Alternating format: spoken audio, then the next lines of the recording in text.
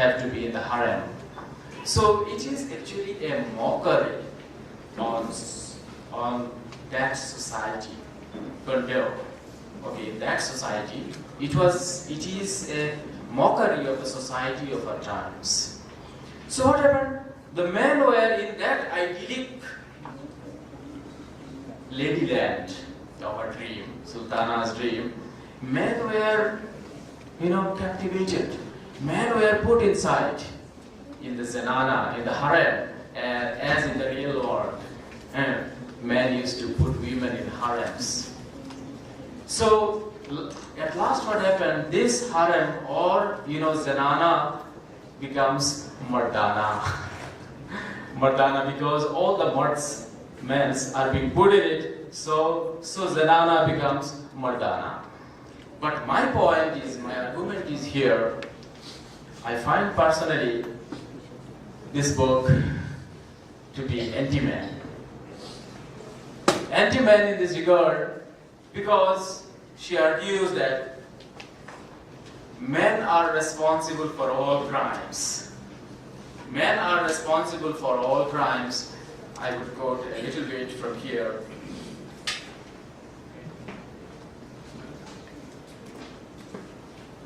They should not do anything. They are fit for nothing. Only catch them and put them into the zenana. And men are the source of all crimes. So my argument is it true that men are the source of all crimes and then women are being given an idyllic status and all? Whether such an utopia, feminist utopia is possible? I would rather conclude, because we have limited time, I would rather conclude here that if we take the teachings from the Quran and the Hadith properly, though whatever we have got, these are distorted, these are misinterpreted through our religious preachers. Okay, we have to have a rereading of the Quran as the Islamic feminists argue. I hope there will not be any gender inequality. There will not be any gender injustice to women. Thank you. Thank you very much, sir, Dr. Khalid Ahmed Chaudhary. Sorry.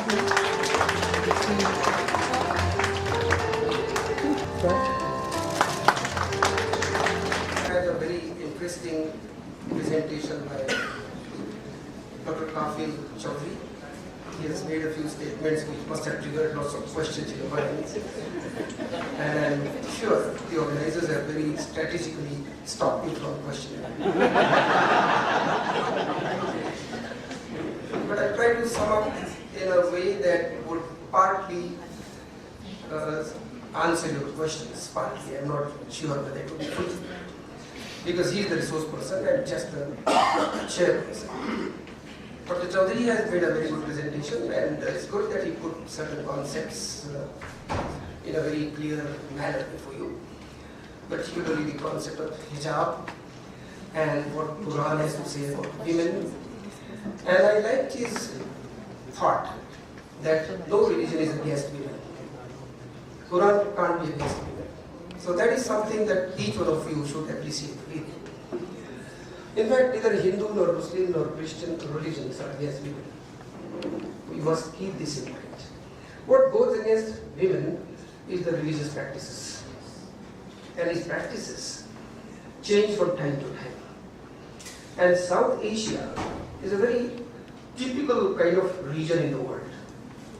The 7 or 8 countries that we have in mind, like India, Pakistan, Bhutan, Nepal, Sri Lanka, Bangladesh, and Afghanistan.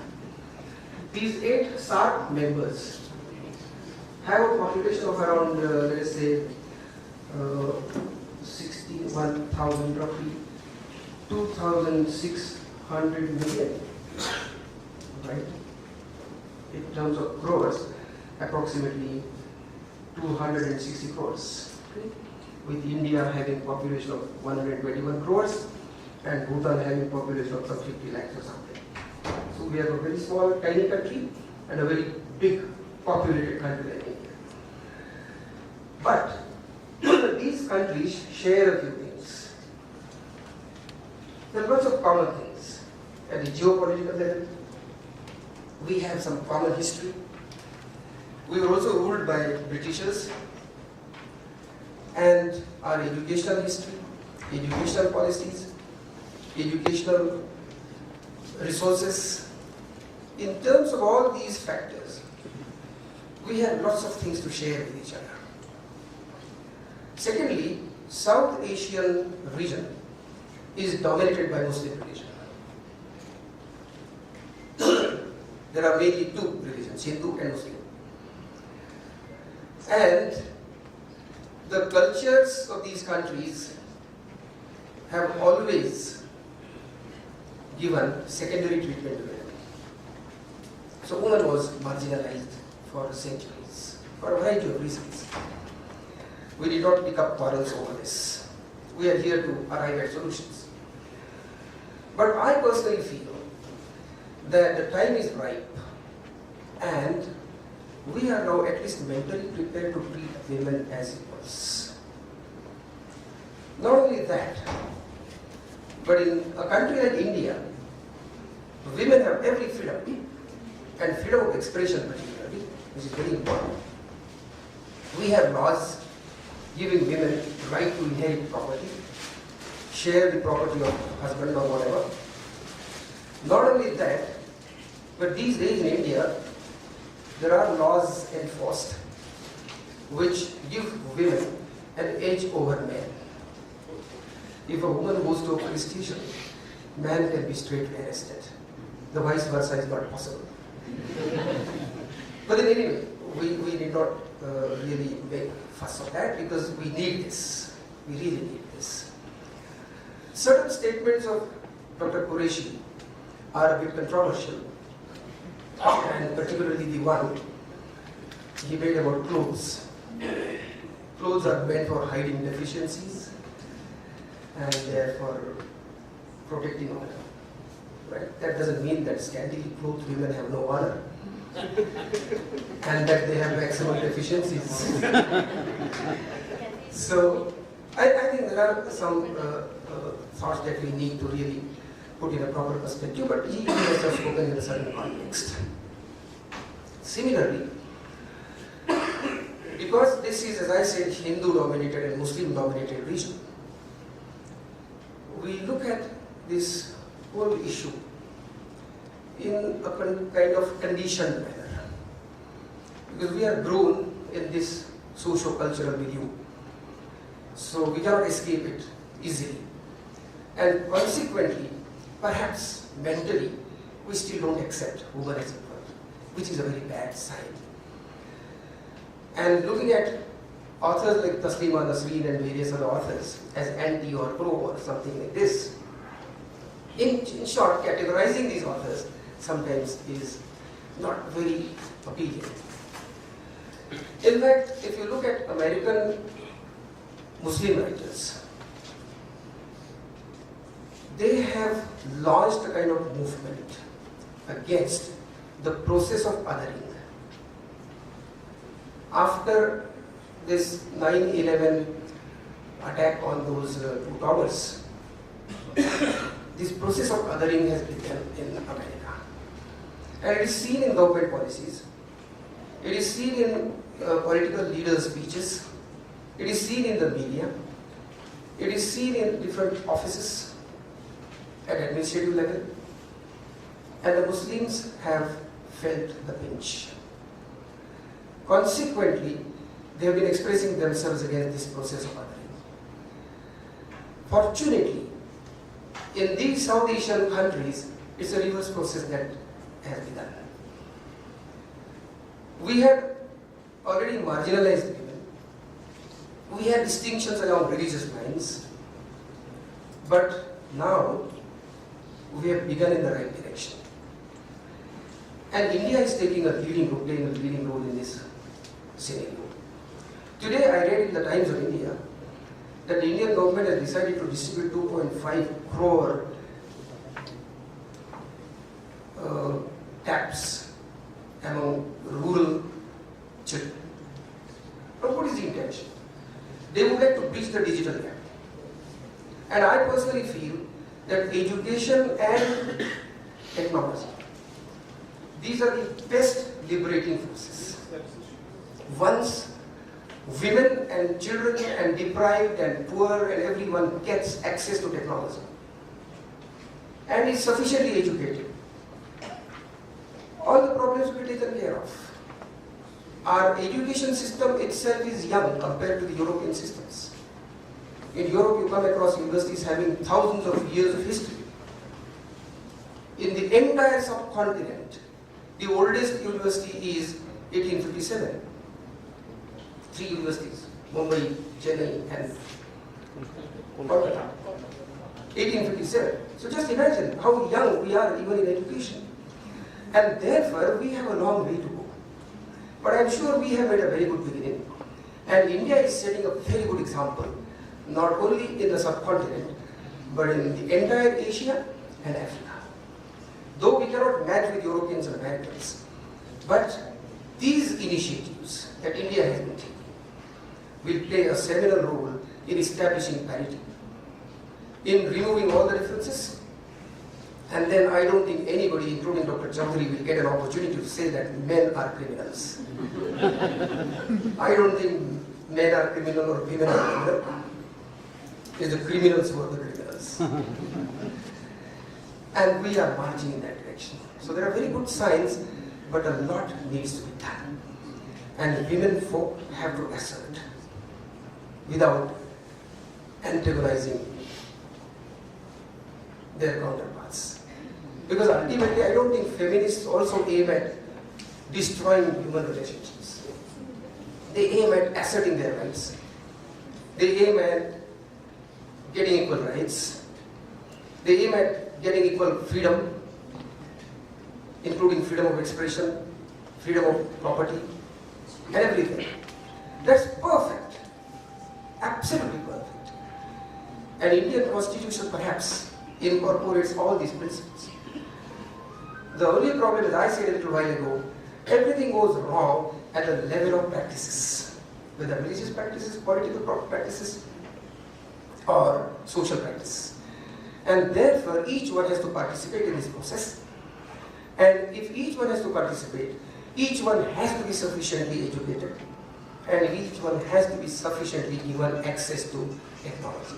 And these two forces will play a great role in liberating not only women, but all the deprived and the poor people and marginalized people in this subcontinent. And there are very good signs. I see a very bright future, not only for women, but for everyone in the subcontinent in the near future, a couple of decades to come. On the whole, his presentation was quite interesting, and I must thank him on behalf of the organizers for having come all the way from Mizoram. In fact, he represents a state which is often misread by the mainstream media. Mizoram and some northeastern states are almost cut off from the mainstream India. But and therefore his representation is very important for us. So whatever he said can be read in this background also. Thank you very much for this, and thanks a lot. Thank you very much, Dr. Ratsa, for presenting a very balanced perspective on the same topic. Now for the formal code of thanks, I invite Madam Supriya Rankham, Joint Secretary of Higher Education and Research Society.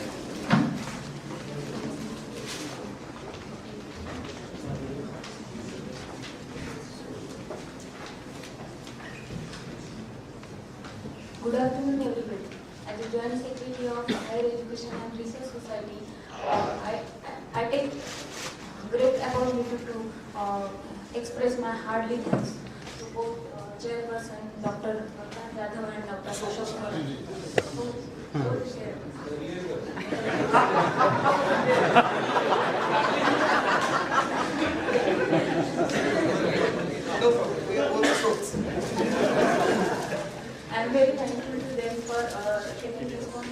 sharing this session. And I am heartily thankful to all the speakers of the plenary session, Dr. Shruti Das and Dr. K. Choudhury, for giving the valuable guidance and inspiring lectures all of us. And thank you all for precious audience for both the session. Thank you very much. Thank you very much. We are dispersing now for lunch, and all participants.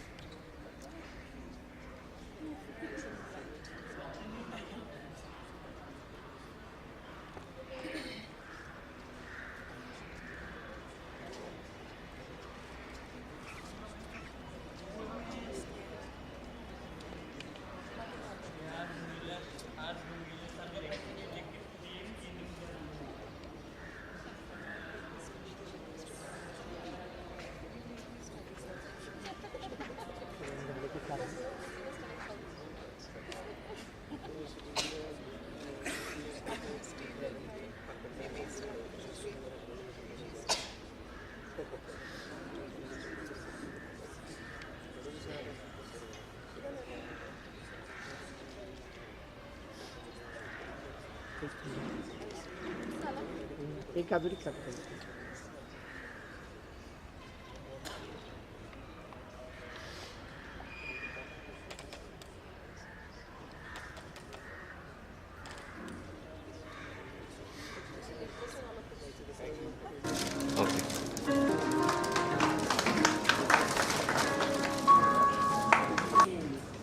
Dr. Mukta Mahajan ma'am, respected Principal Dr. D.R. More sir, respected Dr. N.B. Pawar, Dean Faculty of Arts, Solapur University, Solapur, my friend Principal Dr. M.R. Patil, Principal Nalore sir, and dear delegates. Actually, my own experience is that post-lunch session is very tedious on the part of delegates as well as on the part of, that is, resource person and chairperson. In fact, the fact is that already we have taken the delicious food, and after the taking delicious food, it's very difficult to digest this intellectual food. And another fact is that I am also in a dilemma that since yesterday I have been closely observing all the sessions, particularly the plenary sessions, paper presentations, and I noticed that what I intended to talk here, to address you, to deliver a speech to you, already most of the points, the issues that have been discussed by experts as well as paper presenters. Therefore, deliberately it means I'll do one thing, though I'm going to address on the topic South Asian literature and culture, issues and perspective. Of course, my focus will be on literature, but I want to discuss the remaining points which the paper presenters or particularly the experts, they have not discussed here. I will try to do it. In fact, at the very outset, I am grateful to Dr. Sudhir Nigam, convener of this international seminar, as well as President of Higher Education and Research Society, and thankful to Dr. Madhavi Madam, Organizing Secretary of this international seminar, as well as Secretary of this Research Society. In fact, when Sudhir and Madhavi Madam invited me as a resource person, I was quite reluctant. I told to them, Sudhir ji, South Asian literature, that is not my research area. my research area is different one. But both they insisted me, sir, you have to deliver a lecture on South Asian literature on any aspect or any issues, and that is our kind request. And I think that manifests their love and affection towards me. Another thing is that I feel very proud. This is my great privilege that today I am here in front of these literary stalwarts like Dr. Mukta Mahajan ma'am, Dr. More sir, Professor Pawar. Actually, in a true sense, I am student of Mukta Mahajan madam, because in 2008 I got my PhD from Swami Ramanand Tirth Maratha University, Nanded. That time, madam was one of the external referees, and today, in her presence, I am delivering a speech. I think that will be honor on my part. Well, friends, another important fact is that